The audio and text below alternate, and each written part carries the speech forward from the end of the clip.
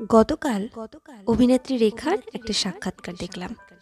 সেখানে উপস্থাপিকা তাকে প্রশ্ন করছিলেন অনেকটা এমন, এত দীর্ঘ একটা সময় প্রেম ভালোবাসা ছাড়া কোনো রকম সম্পর্কে না জড়িয়ে তিনি আছেন কিভাবে, প্রায় পুরোটা জীবন। অভিনেত্রী রেখা বললেন, কে বলল আমি ভালোবাসা ছাড়া আছি?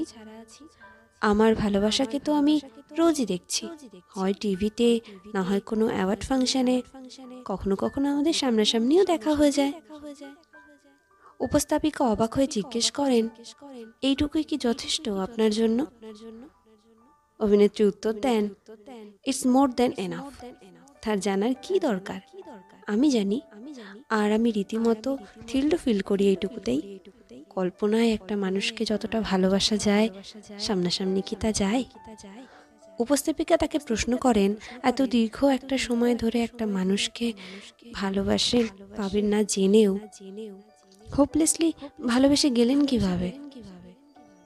অভিনেত্রী বলেন, এটা কোনো দীর্ঘ সময়ের ব্যাপার না, একটা মুহূর্তের ব্যাপার। একটা মুহূর্ত শুধু যখন আমার মনে হয়েছে yes, she is the one man and that's it. বাদবাকি সময়টা এমনিতেই কেটে গেছে সানন্দে। উত্তম কুমারকে ভালোবেসেছিলেন অভিনেত্রী সাবিত্রী চট্টোপাধ্যায়। উত্তম কুমার যার বিয়ে ভেঙে দিচ্ছেন বারবার।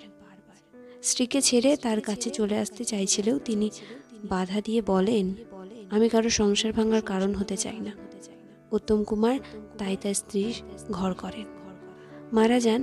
যেটা তিনি জেনে যাননি তা হচ্ছে, তার জন্য আজ পর্যন্ত বিয়েও করেননি সেই সাবিত্রী চট্টোপাধ্যায়, যিনি উত্তমকে স্বেচ্ছায় যেতে দিয়েছিলেন। তিনি জীবনের এই সুদীর্ঘ সফর পার করছেন সেই মানুষটার স্মৃতির সাথেই।